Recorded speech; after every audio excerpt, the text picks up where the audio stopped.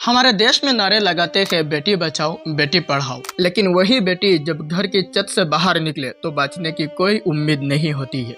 और अगर पढ़ लिख कर कुछ करने लगे अपने समाज के लिए, अपने देश के लिए, तो लोग मार डालेंगे।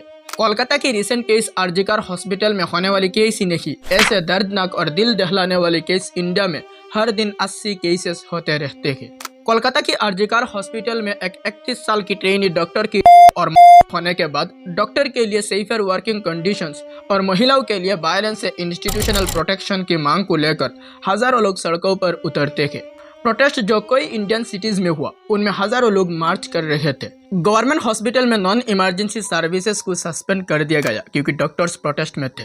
प्रोटेस्टर्स ने आधे रात को रिक्लेम द नाइट स्लोगन के साथ मार्च करना शुरू किया, जिसका मकसद इंडिया को महिलाओं के लिए एक सुरक्षित जगह बनाना है।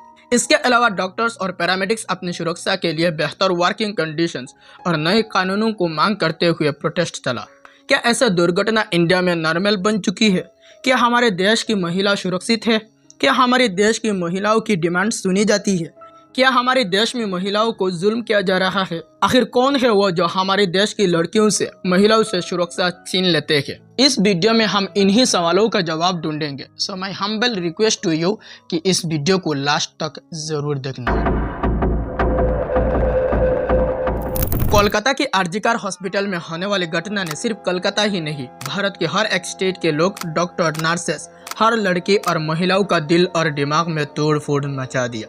इस घटना के कुछ दिन बाद इंडिया की मेजर प्लेसेस जैसे कोलकाता, दिल्ली, मुंबई, चेन्नई, बेंगलुरु, लखनऊ, बिहार और इंडिया की हर एक मेजर स्ट्रीट में भारी मात्रा में प्रोटेस्ट देखने को मिला। इन प्रोटेस्ट के बीच सबसे मीनिंगफुल चीज तभी देखने को मिला जब सीएम ममता बनर्जी खुद प्रोटेस्ट में आया। 2012 की निर्भया केस और आरजीकर हॉस्पिटल के इंसिडेंट जैसे केस इंडिया में हर दिन 80 से 86 औरत ऐसे इंसिडेंट फेस करते थे, डोमेस्टिक वायलेंस और हैरासमेंट के फॉर्म में। 2022 में हर दिन लगभग 90 रेप रिपोर्ट की गई, जो इस इश्यू की गहराई और चिंता को दिखाता है।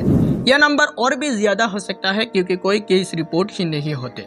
यह सब उस दौरान हो रहा है जब कुछ शहर जैसे कोलकाता को वुमेन के लिए सेफ्टी माना जाता है, लेकिन यह बात कॉन्ट्राडिक्ट होती है ऑनगोइंग वायलेंट इंसिडेंट से, जैसे एक ट्रेजिक और केस जो आरजीकर मेडिकल कॉलेज में हुआ। यह सिचुएशन खास तौर पर दलित महिलाओं के लिए ज्यादा ट्रबलिंग है, जो और भी ज्यादा बुरे कंडीशंस का सामना करती है। 2015 से 2021 के बीच दलित महिलाओं के खिलाफ सेक्स वायलेंस क्राइम में 45% का सिग्निफिकेंट इंक्रीज देखने को मिला, जिसमें कुछ स्पेसिफिक एग्जाम्पल जैसे कि उत्तर प्रदेश के हाथरस में एक ब्रूटल केस जहां 4 लड़कों ने एक दलित लड़की को रेप किया। इसके अलावा एक केस जिसमें एक पुलिस ऑफिसर ने एलिजिडली एक 13 साल की लड़की का रेप किया, जो पहले ही रेप का शिकार हुई थी और बाद में मदद मांगने गई थी।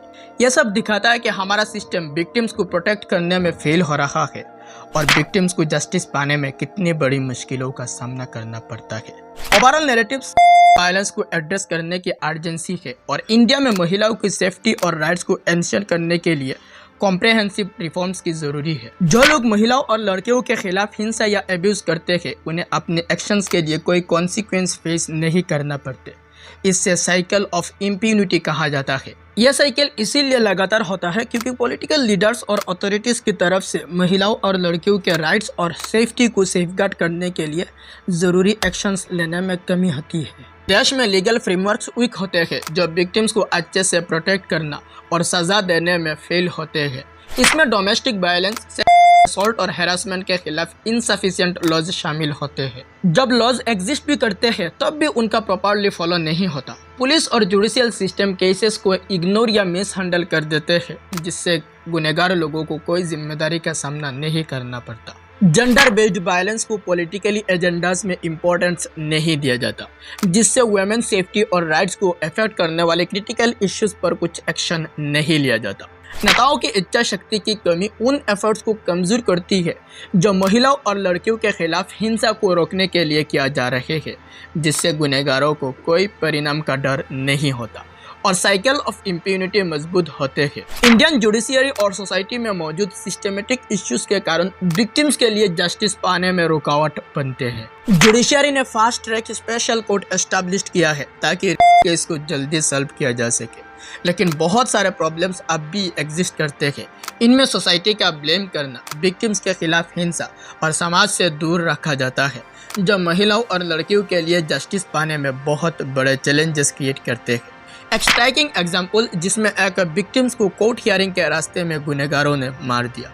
इसके अलावा जुडिशियल प्रोसेस में लेंथी डिलेज का भी जिक्र है, जैसे दिल्ली गैंग केस जिसको रिजल्व होने में 7 साल लगे। और यह बात भी हाईलाइट की गई कि कोई इंसिडेंट्स रिपोर्ट ही नहीं होते, शेम और सोसाइटी का ब्लेम की वजह से जो विक्टिम्स पर डाला जाता है। इंडियन कल्चर में वुमेन के खिलाफ वायलेंस को नॉर्मलाइज करता है और वायलेंस को अक्सर एक तरीका दिखाया जाता है जिसे मर्द अपनी डोमिनेंस महिलाओं पर दिखाते हैं। यह सोसाइटल एटीट्यूड और हार्मफुल सोच सराउंडिंग फेमिनिटी को क्वेश्चन करता है, साथ ही टॉक्सिक मर्दांगी को भी, जो गुस्से और हक को बढ़ावा देते हैं मर्दों में। यह कल्चरल बैकड्रॉप एक ऐसा एनवायरनमेंट क्रिएट करता है जहाँ वायलेंस सिर्फ कॉमन ही नहीं बल्कि गुनहगारों के द्वारा अक्सर जस्टिफाइड भी होता है। कल्चर को एड्रेस और ट्रांसफॉर्म करने के लिए गवर्नमेंट से एक कॉम्प्रिहेंसिव और कोऑर्डिनेट एफर्ट की अर्जेंट जरूरत है। ट्रांसफॉर्मेशन सिर्फ सोशल एटीट्यूड में चेंजेस से नहीं बल्कि सोसाइटी के हर एक लेवल पर माइंडसेट और एक्शन में बदलाव से आएगी। इंडिया में एक तरफ भारत माता की जय जैसे नारा लगाई जाते हैं, जो नेशन को एक नर्चरिंग और प्रोटेक्टिव मदर के रूप में पर्सोनिफाई किया जाता है। दूसरी तरफ nation wide outreach and protest कुछ सिग्निफिकेंट सोशल और पॉलिटिकल इश्यूज है जो अटेंशन डिमांड कर रहे हैं। यह ध्यान देने वाली बात है, जहां एक तरफ नेशन को एक मैटरनल फिगर के रूप में सेलिब्रेट किया जाता है, वहीं दूसरी तरफ काउंट्रीज में वुमेन सेफ्टी और राइट्स को लेकर सीरियस कंसर्न है। वुमेन के खिलाफ violence including domestic violence, assault और एक कॉम्प्लेक्स इश्यू है जो कल्चरल, सोशल और इकोनॉमिक फैक्टर से डीपली रूटेड है। यह फैक्टर एक ऐसा एनवायरनमेंट क्रिएट करते हैं जहां वायलेंस को नॉर्मलाइज, टॉलरेट या जस्टिफाई किया जाता है, जिससे वुमेन के लिए एब्यूज से बचना या जस्टिस पाना बहुत मुश्किल होता है। कल्चरल नॉर्म्स और रिलीफ वुमेन के खिलाफ वायलेंस को बढ़ावा देने में सिग्निफिकेंट रोल प्ले करते हैं। बहुत ही सोसाइटीज में पैट्रियार्कल वैल्यू डीपली रूटेड है जो वुमेन को दबाने में लीड करती है। ये वैल्यूज ये प्रमोट करती है कि मैन वुमेन से सुपीरियर है और वुमेन को बात मानने वाली और झुकने वाली होना चाहिए। कल्चरल नॉर्म्स अक्सर स्ट्रिक्ट जेंडर रूल सेट करते हैं जहां मैन को स्ट्रॉन्ग और डोमिनेंट देखा जाता है जबकि वुमेन को वीक और पैसिव। ये आइडियाज वुमेन को कंट्रोल करने और मेल अथॉरिटीज को एनफोर्स करने का एक जरिया बनाते हैं। कोई कल्चर्स में वुमेन्स के बिहेवियर फैमिली के ऑनर से जुड़ी होती है और फोर्स मैरिज जैसे प्रैक्टिस होती है।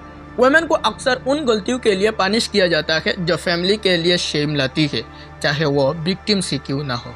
सोशल स्ट्रक्चर और इंस्टीट्यूशंस भी वुमेन के खिलाफ वायलेंस के प्रिविलेंस में कंट्रीब्यूट करते हैं। इन फैक्टर्स में सोशलाइजेशन प्रोसेसेस, कम्युनिटी एटीट्यूड और सोशल इंस्टीट्यूशन जैसे फैमिली, रिलीजियस और मीडिया की इन्फ्लुएंस शामिल है। छोटे एज से बॉयज और गर्ल्स को ट्रेडिशनली जेंडर रोल्स में सोशलाइज किया जाता है। बॉयज को एग्रेसिव बनने के लिए encourage किया जाता है जबकि गर्ल्स को नर्चरिंग बनने के लिए सिखाई जाती है। यह सोशलाइजेशन प्रोसेस वायलेंस को मेल बिहेवियर का नॉर्मल पार्ट बनने में लीड कर सकती है। कोई कम्युनिटीज में वुमेन के खिलाफ वायलेंस को इग्नोर किया जाता है या चुपचाप एक्सेप्ट किया जाता है। विक्टिम्स को बदनाम या ब्लेम किया जाता है जबकि ये जो वायलेंस करते हैं उन्हें माफ या सेलिब्रेट किया जाता है। यह एनवायरनमेंट वायलेंस को टॉलरेट और बढ़ावा देता है। Social institutions including family, religious organisations और मीडिया जेंडर नॉर्म्स को चैलेंज या फिर मजबूत कर सकते हैं। जब ये इंस्टीट्यूशन ट्रेडिशनल जेंडर रोल्स को मजबूत करते हैं और वायलेंस को एड्रेस नहीं करते तो ये वायलेंस लगातार बने रहने में कंट्रीब्यूट करते हैं। इकोनॉमिक फैक्टर्स भी वुमेन के खिलाफ वायलेंस से क्लोजली लिंक्ड है एज कॉजेस और कॉन्सिक्वेंसेस दोनों के रूप में। वुमेन जो अपनी पार्टनर्स पर इकोनॉमिकली डिपेंडेंट होती है वह गलत रिश्ते से बाहर निकलने में अक्सर इनकेपेबल होती है। यह डिपेंडेंस एजुकेशन, एम्प्लॉयमेंट अपॉर्चुनिटीज या फाइनेंशियल रिसोर्सेज की कमी की वजह से होती है। इकोनॉमिक डिपेंडेंस अक्सर इम्बैलेंस पावर क्रिएट करता है जो गलत पार्टनर्स एक्सप्लॉइट कर सकते हैं। मेन और वुमेन के बीच इकोनॉमिक इनइक्वालिटीज भी वायलेंस को कंट्रीब्यूट करती है। जब वुमेन को कम पेमेंट मिलती है तब इकोनॉमिक अपॉर्चुनिटीज भी कम होती है और फाइनेंशियल इंडिपेंडेंस नहीं होती तो वो वायलेंस के लिए ज्यादा अनसेफ होती है। वुमेन के खिलाफ वायलेंस एक मल्टीफेस्ड इश्यू है जो बिना कल्चरल, सोशल और इकोनॉमिक फैक्टर्स को समझे नहीं समझा जा सकता। इन फैक्टर्स को एड्रेस करने के लिए एक कॉम्प्रहेंसिव अप्रोच जरूरी है जो कल्चरल सोच को बदले, सोशल स्ट्रक्चर्स जो वायलेंस को बढ़ावा देते हैं उनको चैलेंज करे और इकोनॉमिक इनइक्वलिटीज को एड्रेस करे जो वुमेन को अनसेफ बनाती है। सिर्फ इन्हीं रूट कॉजेज को टैकल करके ही हम वुमेन के खिलाफ वायलेंस को कम कर सकते हैं और अल्टीमेटली ख़त्म करने की उम्मीद रख सकते हैं। पर वायलेंस विक्टिम्स पर साइकोलॉजिकल इम्पैक्ट बहुत गहरे होते हैं और ये मेंटल हेल्थ पर लॉन्ग लास्टिंग इफेक्ट छोड़ सकते हैं। बहुत से विक्टिम्स पीटीएसडी का एक्सपीरियंस करते हैं। पीटीएसडी यानी कि पोस्ट ट्रॉमेटिक स्ट्रेस डिसऑर्डर, जिसमें severe anxiety, intrusive memories, flashbacks और नाइटमेयर्स शामिल होते हैं जो ट्रॉमा से जुड़े होते हैं। यह कंडीशन विक्टिम्स के लिए डेली एक्टिविटीज़ में एंगेज करना और रिलेशनशिप्स मेंटेन करना बहुत मुश्किल बना देती है। विक्टिम्स अक्सर होपलेसनेस, सैडनेस और आउटलेसनेस के फीलिंग से सफ़र करते हैं। विक्टिम्स के बीच एक common psychological response self blame होता है। वह इरिटेशनली ये सोचने लगता है कि उन्होंने ही किसी तरह असल्ट को कॉज किया या उससे रोक सकते थे। यह सेल्फ ब्लेम हीलिंग प्रोसेस को रोकता है और नेगेटिव थिंकिंग का एक साइकिल क्रिएट कर सकता है। कुछ विक्टिम्स डिसोसिएशन एक्सपीरियंस करते हैं जहां वो अपनी बॉडी या सराउंडिंग से डिटैच फील करते हैं। यह एक कोपिंग मैकेनिज्म होता है ट्रॉमा के पेन से बचने के लिए। सेवर केस में यह डिसोसिएटिव डिसऑर्डर तक लीड कर सकता है जिसमें पर्सन को ट्रॉमा याद रखने में मुश्किल होती है या मल्टीपल पर्सनैलिटीज एक्सपीरियंस होती है। ट्रॉमा विक्टिम्स के लिए दूसरों पर ट्रस्ट करना मुश्किल बना देता है जिससे सोशल आइसोलेशन होता है और जनरली दूसरों पर ट्रस्ट करने में प्रॉब्लम होती है। विक्टिम्स अक्सर अपने अटैकर्स और सोसाइटी के प्रति इंटेंस एंगर फील करते हैं, साथ ही पावरलेसनेस के फीलिंग्स भी होती है। वह अपने जीवन पर कंट्रोल वापस पाने में स्ट्रगल करती हैं। Psychological stress physical health issue में भी मैनिफेस्ट होता है, जैसे स्लीप डिस्टर्बेंस, ईटिंग डिसऑर्डर और क्रॉनिक पेन, जो रिकवर प्रोसेस को और भी कॉम्प्लेक्स बना देते हैं। विक्टिम्स को जस्टिस तक ले आना कोई तरह के चैलेंजेस से भरा होता है। मीडिया में महिलाओं की रिप्रेजेंटेशन का एक महत्वपूर्ण रोल होता है जो सामाजिक दृष्टिकोण, जेंडर रोल्स, प्रेजुडिस और खास करके महिलाओं के खिलाफ हिंसा को शेप करता है। मूवीज, टेलीविजन, न्यूज़ और सोशल मीडिया में महिलाओं को जिस तरह से दिखाया जाता है वो हार्मफुल स्टैंडर्ड्स और बिहेवियर को या तो चैलेंज कर सकता है या फिर उन्हें और मजबूत कर सकता है। उदाहरण के तौर पर जब मीडिया महिलाओं को सिर्फ विक्टिम्स या हेल्पलेस के रूप में दिखाता है तो मेल डोमिनेंस और फीमेल वीकनेस के आइडिया को नॉर्मल बनाया जाता है, जो पावर इम्बैलेंसेस को नॉर्मलाइज करता है जो हिंसा का कारण बन सकता है। कई मीडिया फॉर्म में महिलाओं के खिलाफ हिंसा को नॉर्मलाइज किया जाता है, जैसे कि कुछ फिल्म्स और टीवी शो में हिंसा को रोमांटिक रिलेशनशिप का एक नॉर्मल हिस्सा या कॉन्फ्लिक्ट को सॉल्व करने का एक तरीका के रूप में दिखाया जाता है। जब ऑडियंस बार बार इन बिहेवियर्स को देखते हैं तो वो इन्हें कम सीरियस या इवन एक्सेप्टेबल समझने लगते हैं, जो रियल लाइफ वायलेंस को एड्रेस करने में सेंस ऑफ अर्जेंसी को कम कर देता है।